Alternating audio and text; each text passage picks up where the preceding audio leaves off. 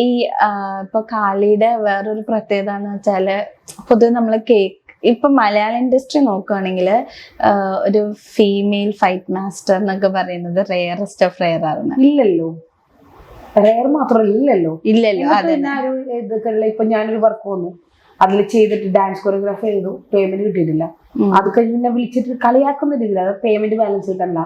പിന്നെ പേയ്മെന്റ് ഇപ്പൊ ഒരു ഫയർ ഇപ്പൊ ഒരാൾ മരിച്ചില്ലേ, ഒന്ന് ആലോചിച്ച് നോക്കാം. ഞങ്ങളൊക്കെ സേഫ്റ്റി പോലും മര്യാദക്കില്ലാണ് വർക്ക് ചെയ്യാൻ. ഞാൻ കസിൻസിന് ചെയ്യുമ്പോൾ എന്റെ റബ്ബർ ഷീറ്റ് അഴിഞ്ഞു പോയി ഞാൻ തെറിച്ചു പോയിട്ടുണ്ട്. കസിൻസിന്റെ ആ ജീപ്പ് വളഞ്ഞു പോണ സീനിൽ ബൈക്കിൽ പോണത് ശരിക്കും ഞാൻ പോയ ക്യാമറ മുകളിൽ കൂടെയാ പോണേ, തറയിലൊക്കെ വെച്ചാൽ അതിന്റെ മുകളിൽ കൂടെ. മറ്റുള്ളവർക്ക് ഇല്ലാത്തൊരു ഇത് എനിക്കുണ്ട്. ഞാൻ എത്ര വീണാലും ഞാൻ എനിക്ക് വരും, എന്റെ ഒട്ടലോ പൊട്ടലോ ഒന്നും ഉണ്ടാവില്ല. ശശി മാസ്റ്ററോട് വെച്ചറിയാം, ഞാൻ കയറി വരും. എന്റെ മാസ്റ്റർ മൈക്കൂടെ എടുക്കും, വേണ്ട കുഴപ്പമില്ല ആളപ്പുറത്ത് വന്നോളൂ. ബാക്കി ആർക്കും കൊടുക്കാത്തൊരു ഗ്യാരണ്ടി എന്റെ ഉണ്ട്. ഞാൻ എങ്ങനെയൊക്കെ ചാടാ ഭയമില്ല. പിന്നെ കാരണം ഞാൻ മരിക്കാൻ പലവട്ടം ശ്രമിച്ചിട്ടുള്ള എനിക്ക് മനസ്സിലായി എനിക്കൊന്നും പറ്റില്ല. അതുകൊണ്ട് തന്നെ ഇപ്പൊ ബൈക്ക് ആക്സിഡന്റ് ഉണ്ടായി, ഒന്നും പറ്റില്ല. പക്ഷെ എന്താണെന്നറിയോ, എൻ്റെ ഈ സംസാരം, എൻ്റെ ഈ തൻ്റെ ഇടം, പിന്നെ എൻ്റെ ഈ രൂപം ഒക്കെ പലർക്കും ഭയങ്കര പ്രശ്നം. പിന്നെ ഈ രൂപം കണ്ടിട്ട് പലരും പറഞ്ഞുള്ള പറയാ ഞങ്ങൾ സത്യം പറപ്പേടിയാ തന്നെ. ഞാൻ പറയണ എന്തിന് കുറച്ച് പണ്ടത്ര വിവരക്കിടയിൽ എനിക്കുള്ളൂ, വേറെ ഒന്നും എനിക്കില്ല.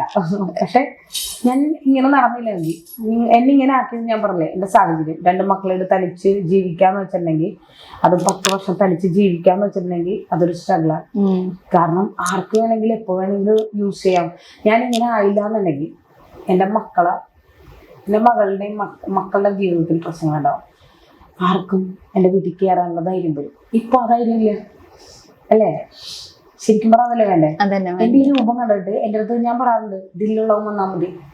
എൻ്റെ ഈ രൂപം കണ്ടിട്ട് അയ്യോ ഭയക്കണം എന്ന് പറഞ്ഞാൽ അവൻ ആ ക്യാരക്ടർ ഭയക്കണത് ആ ഭയം എന്താണെന്ന് ചിന്തിച്ചാണ്. അതേസമയം എൻ്റെ വേഷവും എൻ്റെ ക്യാരക്ടറും കണ്ടിട്ട് ഒരാൾക്ക് എന്നോട് ഭയം തോന്നല്ലെങ്കിൽ അങ്ങനെ അവൻ്റെ ആ ധൈര്യം അത് എന്താ പറയുക, ഞാൻ പെണ്ണിനെ ശരിക്കും മനസ്സിലാക്കുന്നതാണ്. അല്ലാത്തവര് ഭയക്കണത് ആ പെണ്ണിന്റെ രൂപത്തെ മാത്രമല്ല തന്നെ തുറന്ന് പറയുന്നത്.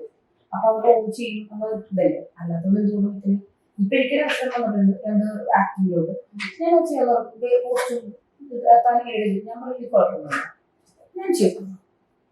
എനിക്ക് ചെയ്യുന്ന കഥാപാത്രം വെറുതെ വളരാൻ കുറച്ച് ആയിരിക്കരുത്, സ്ട്രോങ് ആയിട്ടുള്ള കഥാപാത്രം.